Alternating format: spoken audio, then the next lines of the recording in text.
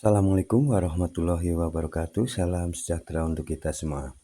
Bagaimana kabar Bapak Ibu, para guru semuanya ya, baik jenjang PAUD, SD, SMP, SMA, SMK maupun yang sederajat, RA, MI, MTS ya, MA, MAK.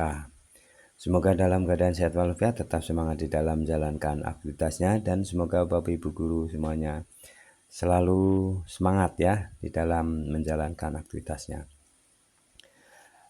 Pada pertemuan yang lalu ya, saya juga sudah membahas ya tentang bagaimana memahami tentang deep learning ya, atau pembelajaran mendalam.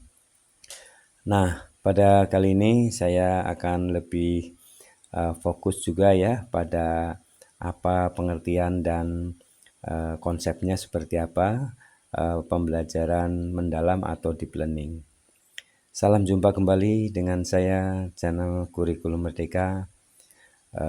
Semoga Bapak Ibu selalu mendapatkan informasi-informasi yang bermakna atau bermanfaat ya. Silakan Bapak Ibu untuk memberikan dukungan, subscribe, like, isi komentarnya. Mari kita simak bersama informasi selengkapnya ya. Yang baru mendapatkannya silakan Bapak Ibu untuk aktifkan loncengnya ya, tanda lonceng.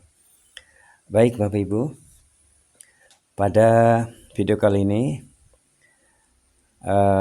akan dipaparkan ya paparan Kemendikdasmen ya tentang deep learning atau pembelajaran mendalam, tentang latar belakang definisi 8 dimensi profil kelulusan.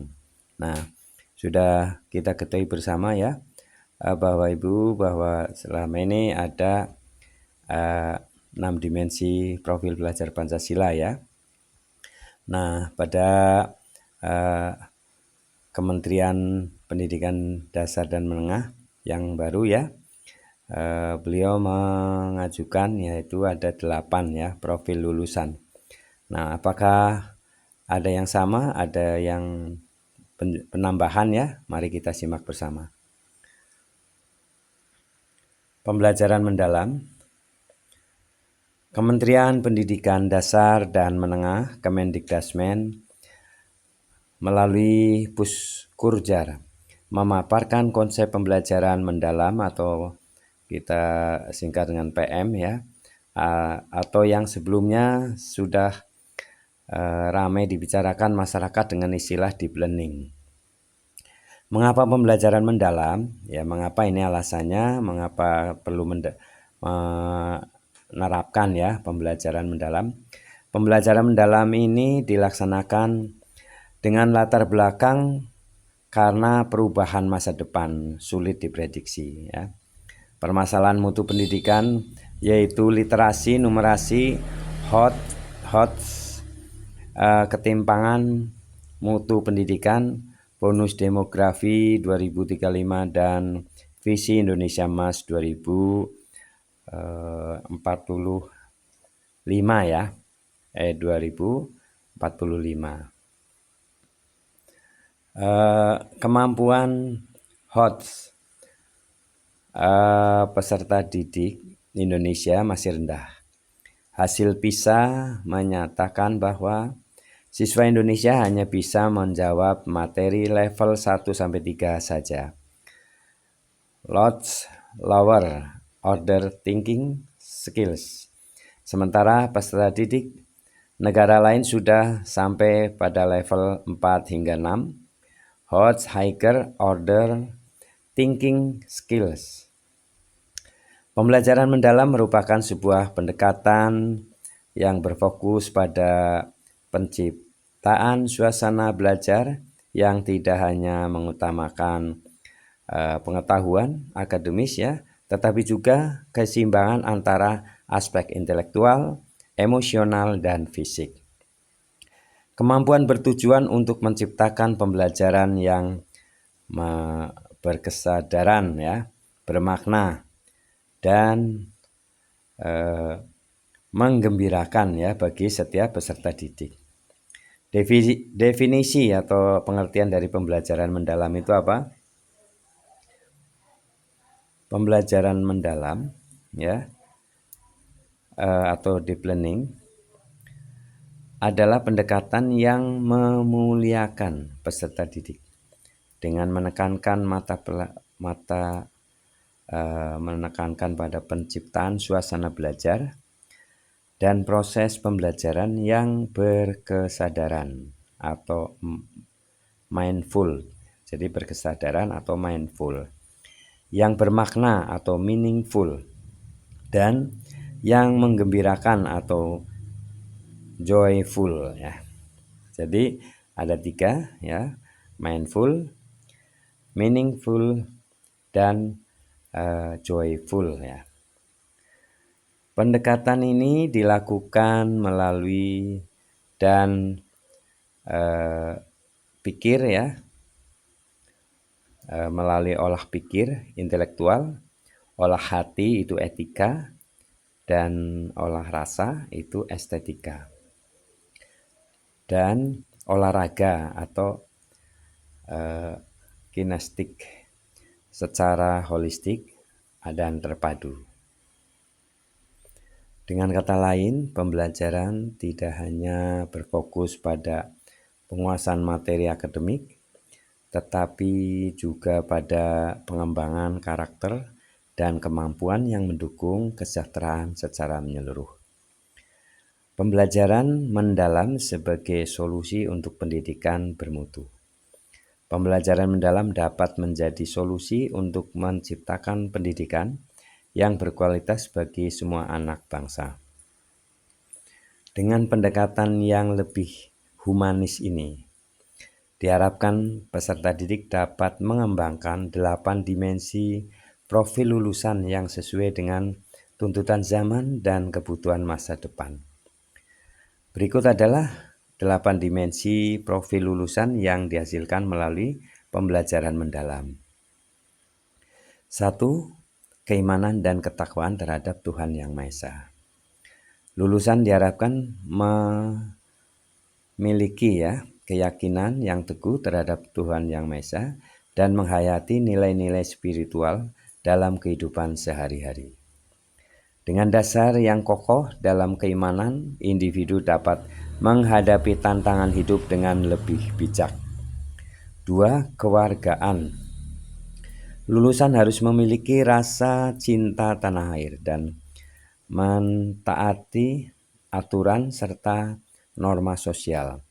Mereka harus memiliki tanggung jawab sosial yang tinggi dan berkomitmen untuk menyelesaikan masalah yang berkaitan dengan keberlanjutan kehidupan manusia dan lingkungan. Ini kewargaan ya. Ketiga adalah penalaran kritis ya.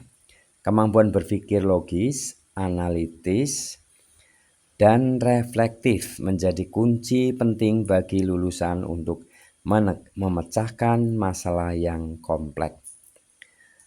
Mereka diharapkan dapat memahami, mengevaluasi, serta memproses informasi secara kritis untuk membuat keputusan yang bijaksana. 4. Kreativitas. Lulusan diharapkan mampu berpikir inovatif, fleksibel, dan mengolah ide atau informasi untuk menciptakan solusi yang unik dan bermanfaat. Kemampuan ini sangat penting dalam menghadapi dunia yang terus berubah dengan cepat. 5. Kolaborasi, yaitu keterampilan bekerja sama dengan orang lain, sangat penting untuk mencapai tujuan bersama. Lulusan diharapkan mampu bekerja secara gotong royong dengan membagi peran dan tanggung jawab untuk mencapai hasil yang optimal. 6. Kemandirian. Lulusan harus mampu bertanggung jawab atas proses dan hasil belajar mereka sendiri. Mereka diharapkan memiliki inisiatif, mengatasi hambatan, dan menyelesaikan tugas secara mandiri tanpa bergantung pada orang lain. Kesehatan, 7 ya, kesehatan ini merupakan tambahan ya, waktu di dimensi profil belajar Pancasila ini belum masuk ya. Nah, di 8 mutu lulusan ya, ini ada kesehatan, yaitu memiliki fisik yang sehat, bugar, dan mampu menjaga keseimbangan kesehatan mental dan fisik menjadi syarat utama bagi kesehatan, kesejahteraan lahir dan batin, well-being. Pendidikan yang mendalam juga mencakup pengembangan kesehatan mental dan fisik untuk memastikan individu yang sehat secara keseluruhan. 8. Komunikasi. Lulusan harus memiliki kemampuan komunikasi yang baik secara interpersonal untuk refleksi diri maupun interpersonal untuk menyampaikan ide dan informasi kepada orang lain secara efektif baik secara lisan maupun tulisan. Jadi itulah ya 8 lulusan dan pengertian dari deep learning atau pembelajaran mendalam. Nah, bisa disimpulkan ya Bapak Ibu. Jadi pembelajaran mendalam atau PM kita singkatnya atau deep learning adalah pendekatan yang menawarkan solusi nyata untuk mengatasi tantangan besar dalam dunia pendidikan seperti rendahnya kualitas literasi, numerasi, dan HOTS di Indonesia. Pembelajaran ini tidak hanya fokus pada aspek akademik, tetapi juga pada pengembangan karakter, etika, serta keterampilan fisik dan emosional yang diperlukan oleh siswa untuk menghadapi masa depan yang penuh ketidakpastian.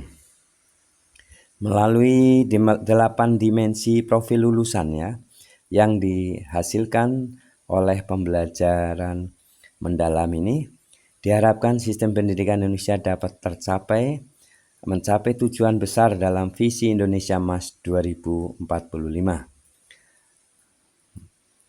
Mencetak generasi yang tidak hanya cerdas secara intelektual, tetapi juga memiliki karakter yang baik dan mampu berkontribusi positif untuk masyarakat dan negara.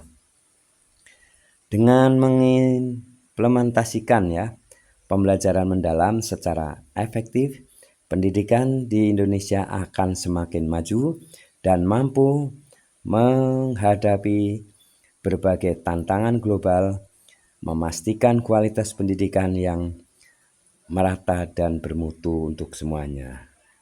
Demikian Bapak Ibu ya, tentang pengertian maupun 8 mutu lulusan.